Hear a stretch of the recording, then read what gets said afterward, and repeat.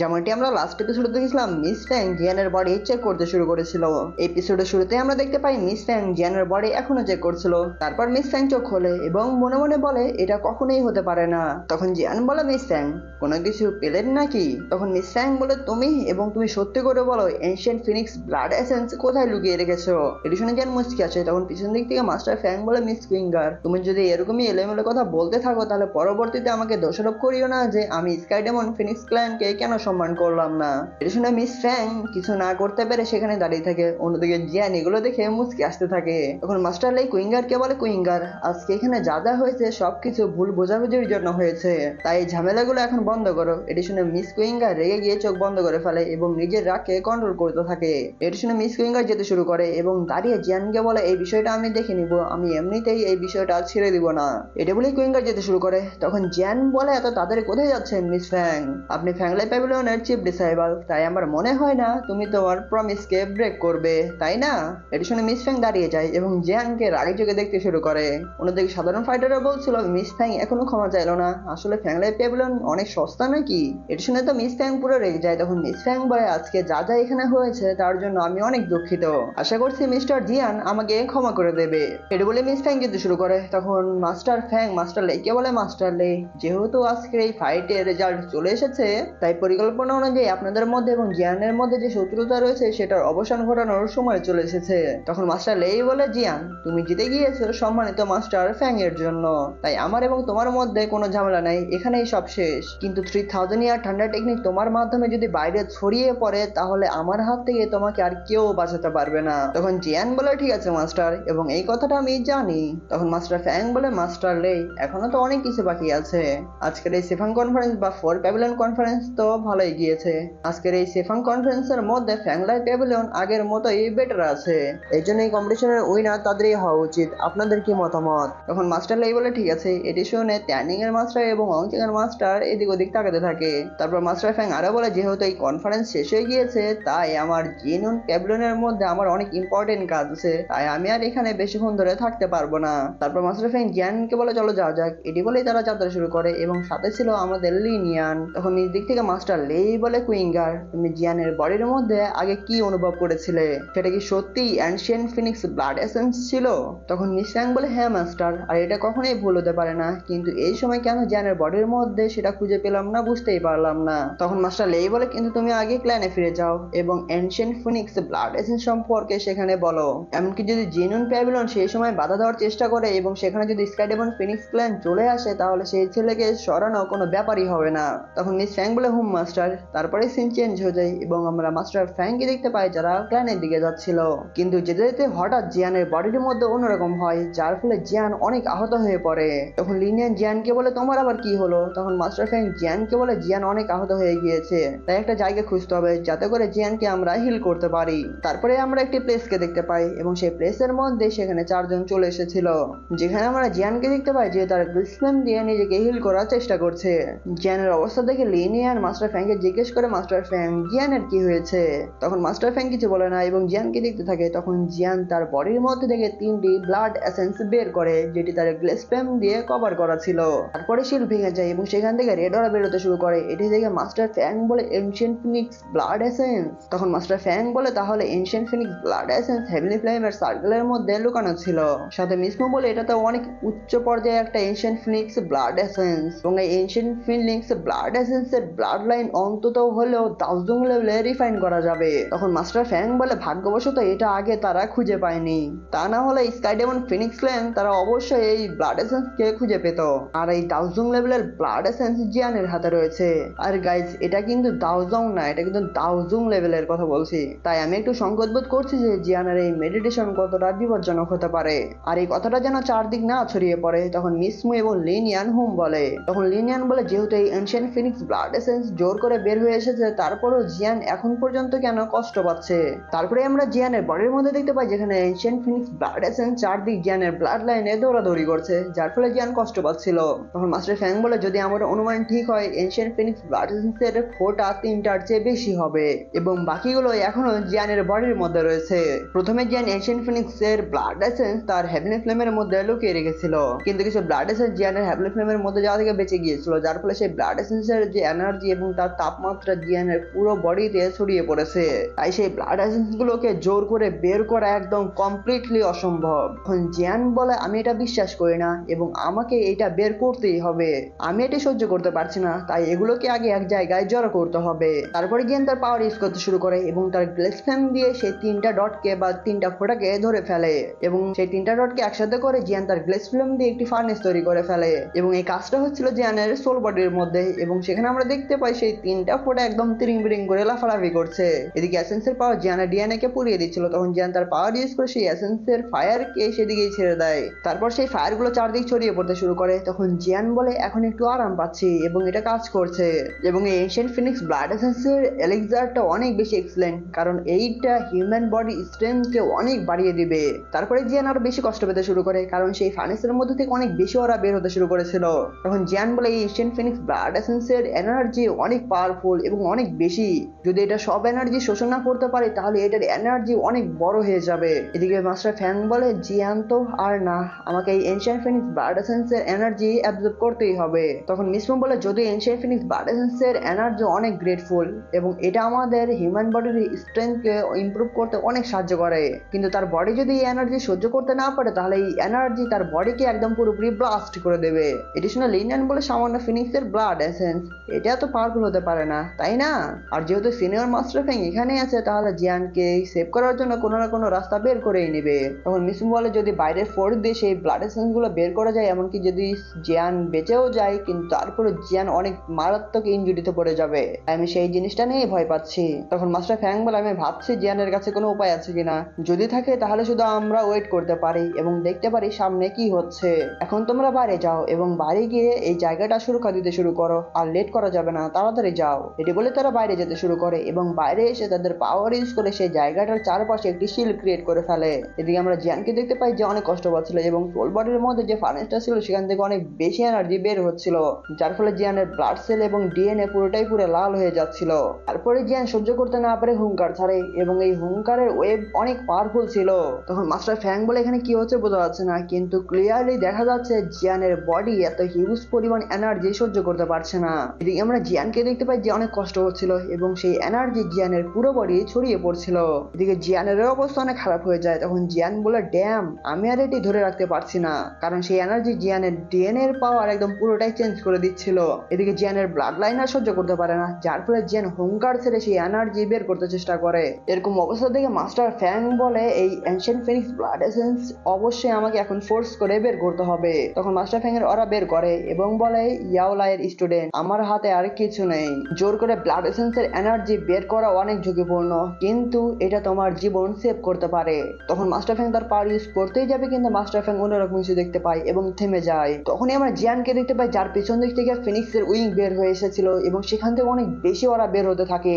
এটা দেখে মাস্টার ফ্যাং অবাক হয়ে যায় এবং বলে এটা তো, তখন আমরা জিয়ানের উইং দেখতে পাই এবং সেই উইং অনেক পাওয়ারফুল হয়ে গিয়েছিল এবং সেখান থেকে অনেক বেশি ওরা বের হচ্ছিল, সাথে জিয়ানের বডিও অনেক পাওয়ারফুল হয়ে যায় এবং জিয়ান সেই এনার্জিকে ধীরে ধীরে কন্ট্রোল করে নেয়। তারপরে জিয়ান হুঙ্কার ছাড়ে এবং জিয়ানের হুঙ্কারের সাথে সাথে জিয়ানের বডি থেকে অনেক ভয়ঙ্কর ওরা চারদিক ছড়িয়ে পড়তে শুরু করে এবং অনেক ভয়ঙ্কর এনার্জি আকাশের উপরে উঠতে শুরু করে এবং সেই শিলকে ভেঙে একদম পুরো আকাশের উপরে উঠে যায়। এই পাওয়ারফুল এনার্জির কারণে মিসমো এবং লিনিয়ান দুইজনের পিছনের দিকে ধাক্কা খেয়ে যায়, সাথে তারা অনেক অবাক হয়ে যায় এবং এদিকে আমরা জিয়ানকে দেখতে পাই তার বডি একদম কন্ট্রোল হয়ে গিয়েছিল। তখন জিয়ান বলে ভাগ্যক্রমে আমি এই বোনুইং জোড়া রিফাইন করে ফেললাম, তাছাড়া বর্তমানে এমন কেউ নেই যে যার সাথে এই ব্লাড এবং এসেন্সের সম্পর্ক রয়েছে।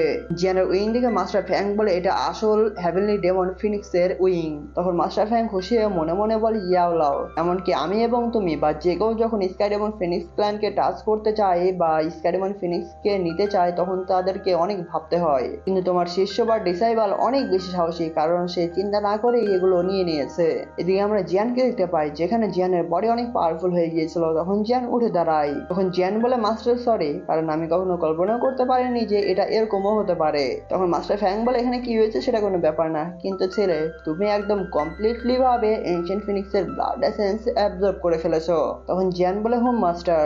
মাস্টার ফ্যাং আরো বলে এখন যে ফিনিক্স এবং সাউন্ড ওয়েভ রয়েছে তোমার কাছে সবগুলো একদম হাই ক্লাস লেভেলের এবং আমি কখনো ভাবতেও পারিনি যে সেম টাইমে তোমার কাছে দুইটা জিনিসই থাকবে। তখন জিয়ান মনে মনে ভাবে আমি আমার ড্রাগন সোনিক ওয়েভ পেয়েছিলাম ইনিয়ান ব্লাড ড্রাগন পিল থেকে, কিন্তু এই ফিনিক্স ওয়েভ কই থেকে পেলাম? আমার মনে হচ্ছে ancient phoenix blood essence absorb করার ফলে এই ওই সোনিক ওয়েভটা আমি পেয়েছি।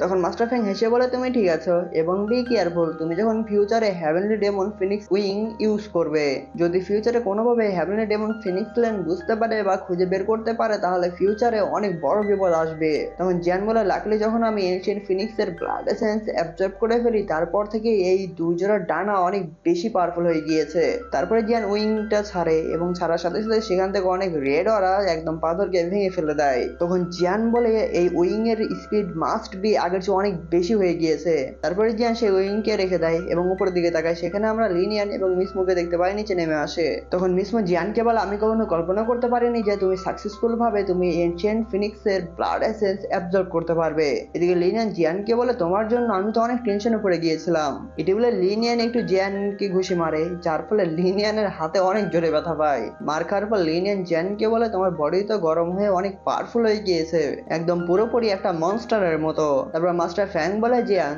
তুমি ইয়ালো সম্পর্কে যা যা জানো সবকিছু আমাকে বলো। তখন জিয়ান মন খারাপ করে এবং সাথে সাথে অনেক রেগেও যায়। তখন জিয়ান বলে টিচার এবং সেই সিন বলতে শুরু করে টিচার সেই দিয়ে আমাকে বাঁচানোর জন্য সোলহলের ফাইটার তাকে ধরে নিয়ে যায়। যখন টিচার সোলহলের হাতে আটকে যায় তখন থেকে টিচারকে অনেক নির্যাতন করা হয়েছে।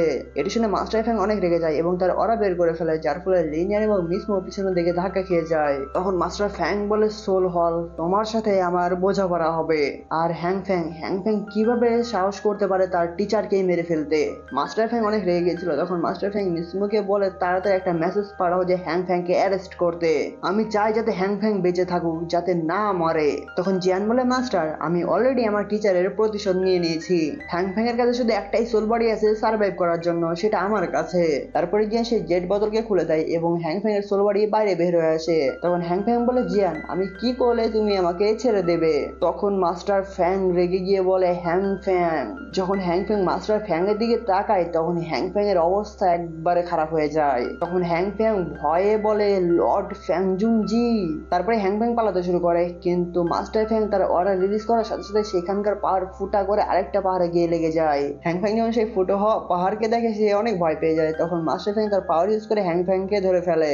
তখন মাস্টার ফ্যাং হ্যাং ফ্যাং এর গলা ধরে বলে তুমি শুয়োর বা কুকুরের চেয়েও নিকৃষ্ট প্রাণী, তুমি তোমার নিজের টিচারকে কিভাবে অ্যাটাক করার সাহস পাও। তখন হ্যাং ফ্যাং বলে আমাকে মারবেন না, সেখানে আমার কোনো হাত ছিল না। তারপর মাস্টার ফ্যাং বলে এখন আমি ইয়াওলাওয়ের রাস্তা একদম পুরোপুরি পরিষ্কার করে দেব। তখন জিয়ান বলে মাস্টার একটু ওয়েট, কারণ আমাদের তার লাইফকে এখনো সেভ করে রাখতে হবে, কারণ একমাত্র হ্যাং ফ্যাং জানে আমার টিচার কোথায় আছে। তখন হ্যাং ফ্যাং বলে হ্যাঁ আমি একমাত্র জানি মাস্টার ইয়াওলাও কোথায় আছে। তখন মাস্টার ফ্যাং থেমে যায় এবং বলে বলো তাহলে ইয়াওলাওকে কোথায় বন্দি করে রাখা হয়েছে। তখন হ্যাং ফ্যাং বলে মাস্টারকে সেন্ট্রাল প্ল্যানের পশ্চিম অঞ্চলে একটা আন্ডারগ্রাউন্ডে বন্দি করে রাখা হয়েছে। তখন মাস্টার ফ্যাং বলে সোল হলের ব্রাঞ্চ, আমি কখনো কল্পনা করতে পারিনি যে সেই জায়গায় সোল হলের ব্রাঞ্চ রয়েছে। এখন বলো সেই ব্রাঞ্চের মধ্যে কতগুলো ইল্ডার রয়েছে। তখন হ্যাং ফ্যাং বলে একজন। তখন মাস্টার ফ্যাং বলে তুমি কি মনে করেছো আমি কি সোল হল সম্পর্কে কিছুই জানি না। সেই জায়গায় যতই খারাপ হোক কিন্তু এখনো সেই জায়গায় দুইজন আপার লেভেলের ইল্ডার পাহারা দিচ্ছে।